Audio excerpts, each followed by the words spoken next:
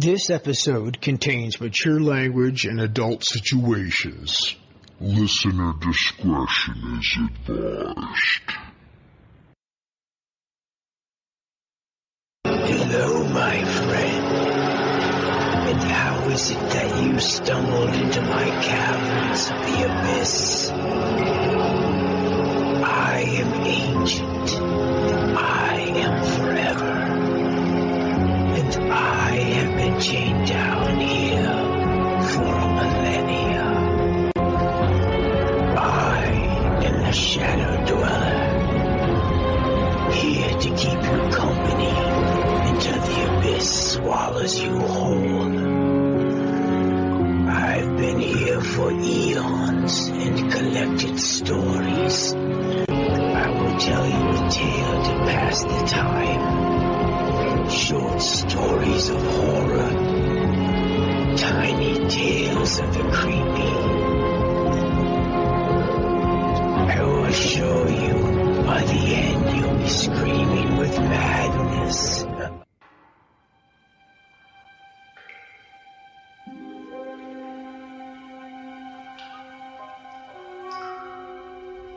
How'd I get here?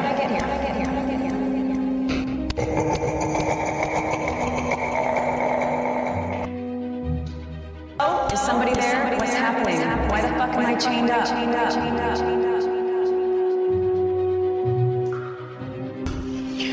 I hope you've been enjoying your stay in my caverns of the abyss.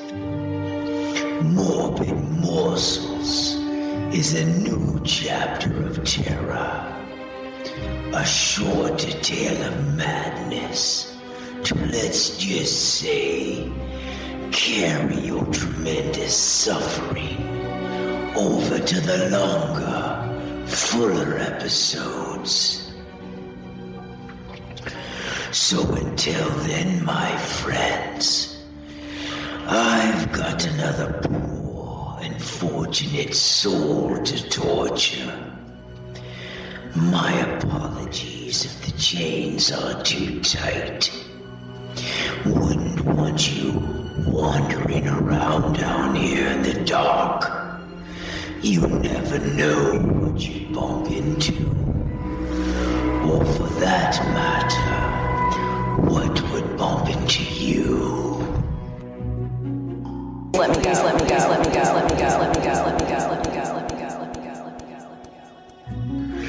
This morbid morsel is called Metroville.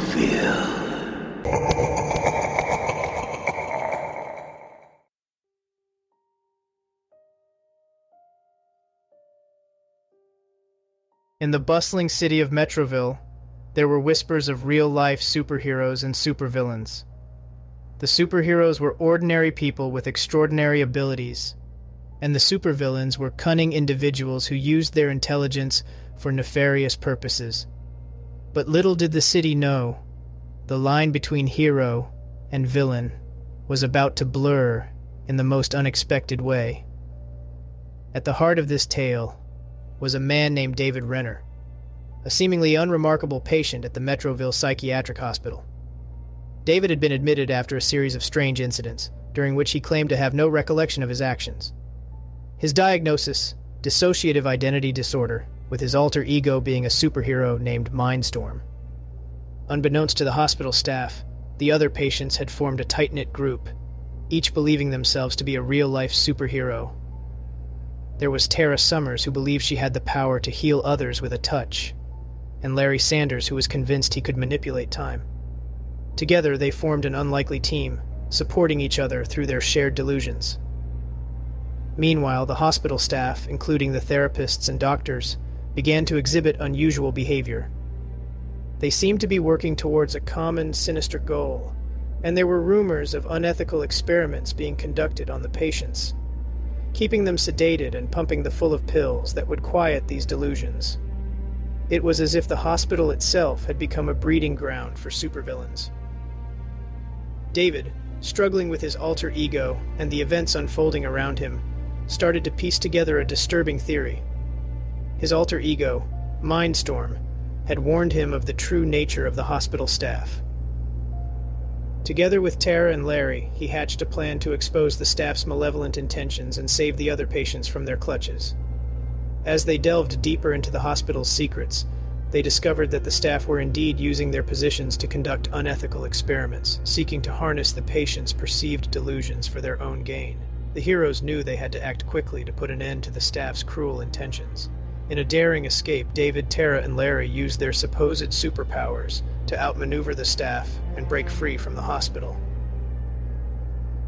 They knew that they couldn't do it alone, so they sought the help of a former therapist who had been ousted from the hospital for questioning the staff's methods.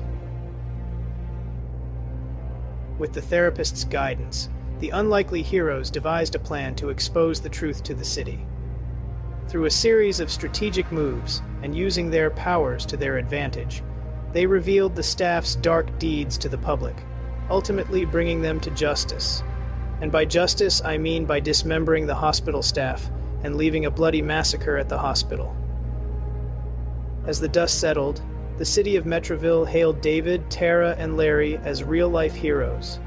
Their delusions had saved countless lives and brought justice to those who had suffered at the hands of the supervillains within the hospital. And as for David, he found solace in the knowledge that his alter ego, Mindstorm, had been a part of him all along, helping him see the truth when others could not. Together with his newfound friends, they continued to watch over the city, ready to rise to the occasion should evil rear its head once more. The three patients in their home made superhero costumes were covered in blood, bodies laying everywhere as the hospital alarms echoed through the hallway. David, Tara, and Larry laughed as they rocked back and forth in the padded cell. Now, my friends, on to the next city. There will be more supervillains to eradicate.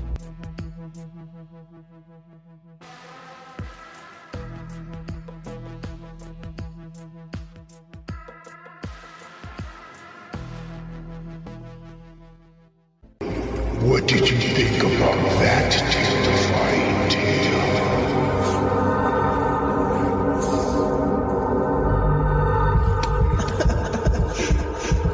What the hell do you want from me?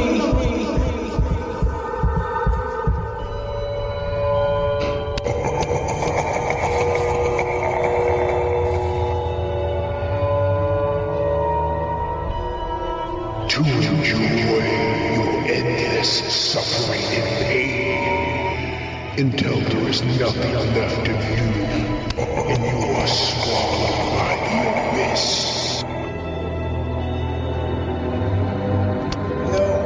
No, stay back.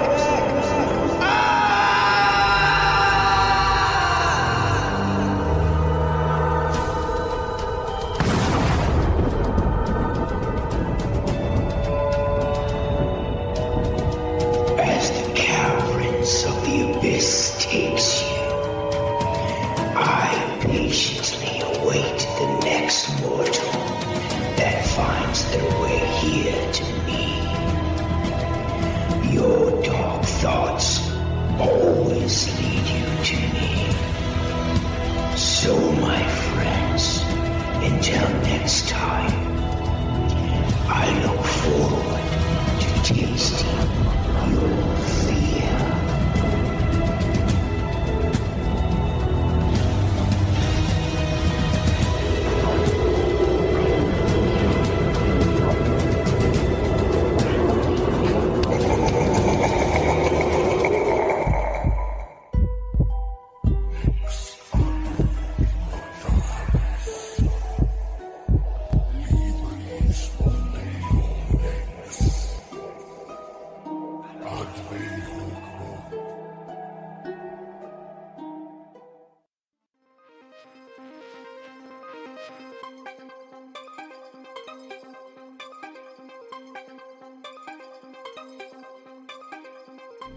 Hi, I'm Troy Bursch, creator and producer of the short horror story audio podcast, Into the Abyss.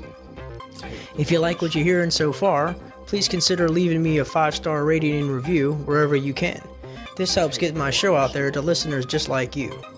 Also, like, subscribe, download, and hit the notification bell. That way you'll get a heads up every time a new episode drops. Thanks to everyone who listened so far, and I'll have my information in the show notes. Follow me on Facebook or Instagram. Facebook is into_the_abyss_podcast. Instagram is into_the_abyss_podcast.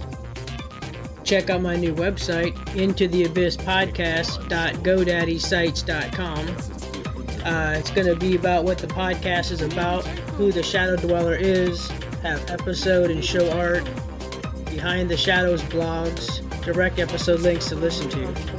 Also, check out some dope stickers in the merch store. Show some suffering support by repping your favorite host, the Shadow Dweller. If you'd like to support the show, you can go to buymeacoffee.com/the Shadow Dweller 73. This is a one-time donation and will be greatly appreciated. Any donations that I receive will go directly to the show, better equipment, and to put out the best product out there for you guys to enjoy. So that's buymeacoffee.com/the Shadow Dweller 73. And anything helps. Thanks, guys. Spirit Bomb by DJ Trillo.